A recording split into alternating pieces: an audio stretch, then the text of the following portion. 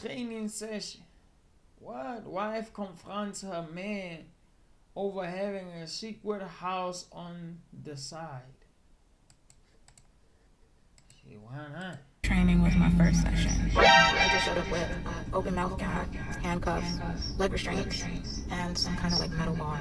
He told me he was gonna go drop my son off to my grandparents and he'll be back so we can start. I ain't gonna lie, I was scared as fuck. He had already put out what he wanted me to wear, so when he got back, I would be on my knees, ready to serve. When he got back to the apartment, I remember how hard I could hear it in my head. First he bound my legs, then the wrist cuffs, then the mouth ball gag. AJ is on some 50 Shades of Grey type of stuff. AJ is on some 50 Shades. AJ says that you're gonna stay with him. You're starting throat sessions, training sessions tonight.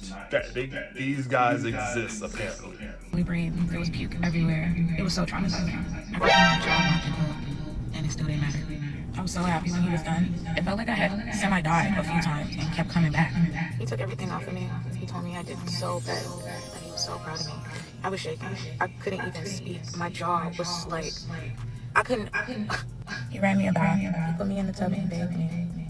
Told me that in time I would get used to it. Morning, I was so sore. I could barely speak. I was still in shock. But he had already texted me what to wear to be ready for that night. The trainings varied depending on what he was feeling like. He was into feet, so foot worship was easy tonight because it was just him pretty much having his way with my feet. Bondage night, full body latex night, you name it, he probably tried it. A few weeks had passed and he was right. I did become numb to it. I think he could see that things was changing because I barely spoke anymore. I just kind of went with the flow. He told me to put on some shoes and come upstairs with my son one morning. And I was like, oh Lord, what now?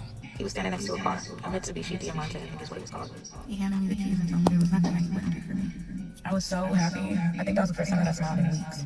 It already had a car seat in the back, so we decided to go for a ride. I can pretty much tell that your soul was leaving your body at this point. Like, that man was sucking the soul out of you. So let's just go ahead and jump back into it. And all it took was a Mitsubishi to get you back right? And I felt like while I was driving and the breeze was just blowing on me, all that just kind of disappeared. It just disappeared. He had me right back where he needed me to be. That night, AJ said we were going to a party. Tell me what to wear, what time to be ready. It was this huge house, kind of like a mini mansion. It was a whole lot going on in there. If I had to describe it, I would probably call it like a fetish party. We walking around and different people's like tapping him up. Oh, he was at one of those Diddy parties, huh? Without oil, huh? Ooh, let's hear about it. And stopping what they're doing with other people and like, hey, he's talking to them, you good? And in my head, I'm like, damn, come here a lot. He took me upstairs, we passed a few rooms, then we got to this one room that was empty. He asked me what I thought about the place. I told him I didn't even know places like this exist. He explained to me that people have fetishes that they're not so comfortable speaking on, and this is a place that gives them an opportunity to explore. I told him I could understand that, but why are we here? He asked me if I could ever see myself being a dom. I said, how could I see myself being a dom when you're my dom? He said, and I'll always be your dom, but that doesn't mean that you can't also switch and be a dom. I told him that I wasn't into women, and I can't see myself doing the things that he did to me to another woman. He told me I wouldn't be dealing with women, I'd be dealing with men. My heart dropped to my ass. All I could see was the movie Players Club, and I was about to get my ass beat up. I started talking hysterically. AJ, what do you mean, men? Men don't want to be beat up. Men don't want to be degraded. They don't want to be... Like, he sat me down, told me to breathe. He asked me if I trust him. I said, yeah. He told me men pay really good money for these kind of services, and I won't ever have to have sex with them. He said he would never share my body in that way. I said, okay. That night he sent in a guy. He was like 6 feet tall. He had a black mask on his face and a collar on his neck. He got on his knees and he had the leash in his hand to serve me. I was shaking. I didn't know what to do. He started kissing my feet. I think he could sense how new I was to the world of fetishes because he started guiding me in a way, asking me, would you like me to this? Would you like me to that? That ride home that night was super silent. I had a lot in my head. I had never had that kind of control over a man before, so it was some new territory. I can't lie, I kind of liked it. AJ started taking me to the house of fetishes 2-3 times a week. There are so many fetishes. It got to a point where I was actually excited to find out what kind of guy I was going to have, what kind of fetish tonight that I would possibly learn. I became addicted to the power. and me and AJ's relationship was stronger. Dude, when you hear the stories of men actually grooming women for something specific, right? You kind of think like, how far fetched is that, right? You hear the term groom, and you're like, no way, this dude groomed this woman, this 18-year-old or this 17-year-old or whatever it is, and you get to a point where like she's a grown adult and that she's yours, right? But and like when you hear that word groom, that's what I think of when I'm listening to her story, because it's like she is pretty much getting groomed like throughout this story, and it's apparent that AJ ain't messing around, bro. AJ got some secret plot, secret Diddy type stuff going on, and we about to find out what the hell is going on. Than ever.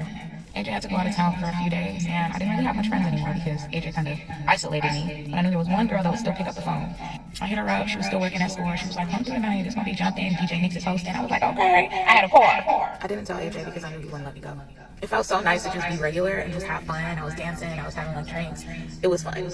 I'm there about 2 hours before this girl named Keisha come up to me and asked me if I know AJ. I recognized her face from the footage house, so I said, "You know I do." She asked me what we had going on. I told her I was speaking riddles, so if you had something to say. She kind of smirked, laughed, or whatever, and said, "All right," and she walked off.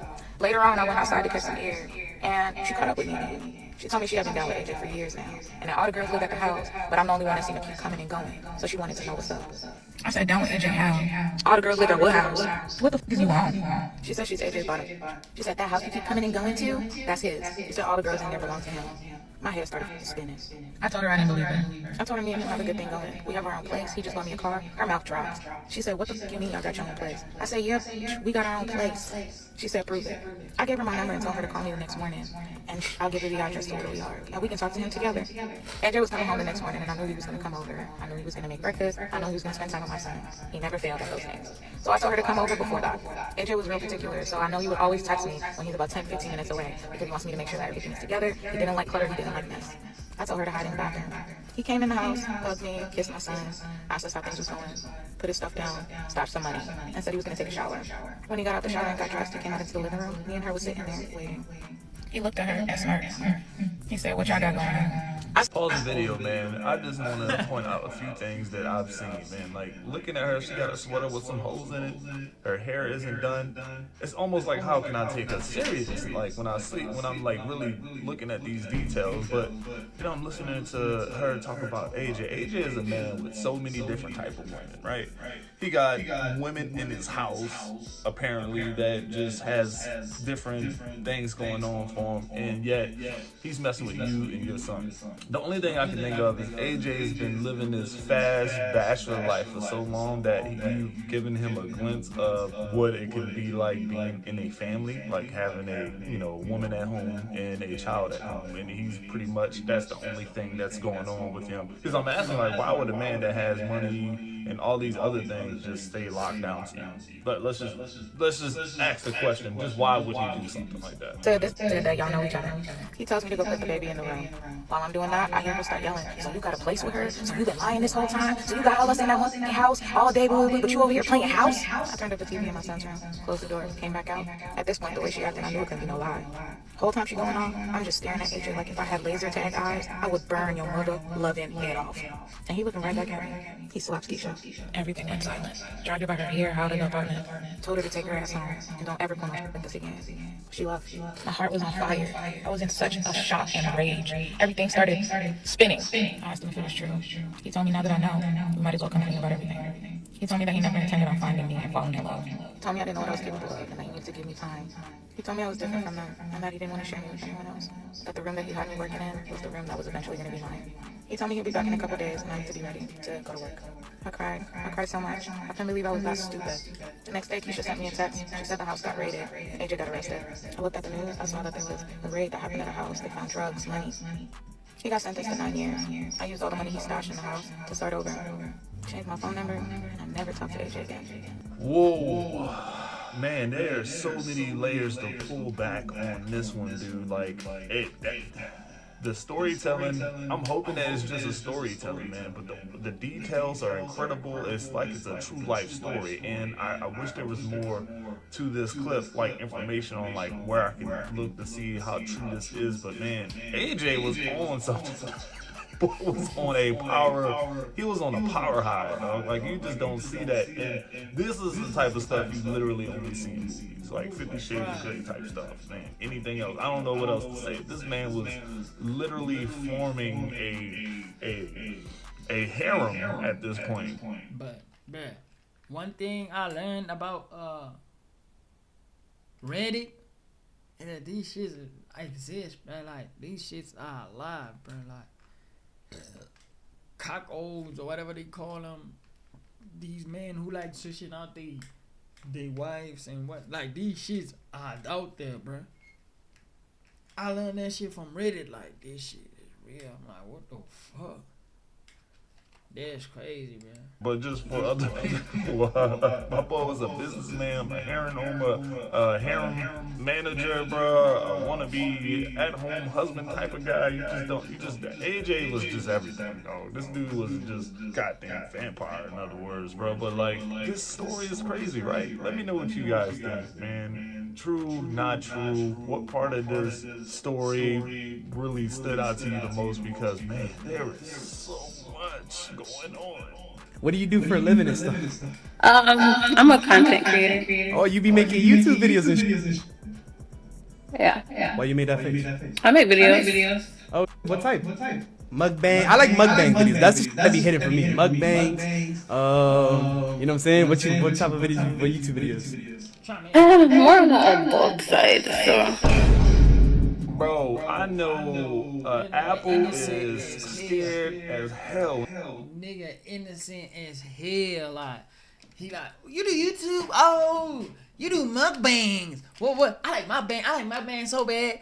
What type of, come on. And then she see, man, I'm on that. Whoa. You naked on the internet? When they see them choppers coming, dog.